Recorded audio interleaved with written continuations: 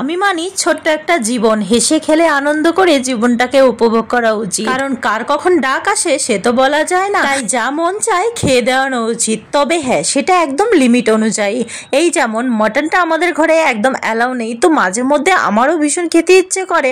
আমার আর আমার কর্তার হাই ব্লাড প্রেশার বলে আমাদের ঘরে মটনটা আনে, তো অনেকবার বলার পর সেদিন আমার জন্য একটুখানি মটন নিয়ে আসলো। আর আমার মেয়েটা খেলো ওই 2 পিস, কর্তা আমার মটন খাবে না। তো যাই হোক, মটনটাকে ভালো করে ধুয়ে জল ঝরিয়ে মশলা দিয়ে আধা ঘন্টার মতো মেখে রেখে দিয়েছিলাম। তারপরে একটুখানি পেঁয়াজ ভেজে বেরেস্তা করে রেখেছি। ভেবেছি আজকে পেঁয়াজটা ভেজে রেখে বেটে তারপর মটনের সঙ্গে রান্না করবো, কিছুই না, কালারটা একটু সুন্দর আসার জন্য। মটনটা খেতে তো ইচ্ছে হচ্ছিল লুচি দিয়ে, কিন্তু কিছু করার নেই, লুচি খেলে যে আবার এখন সহ্য করতে পারি না, বয়স হচ্ছে তো।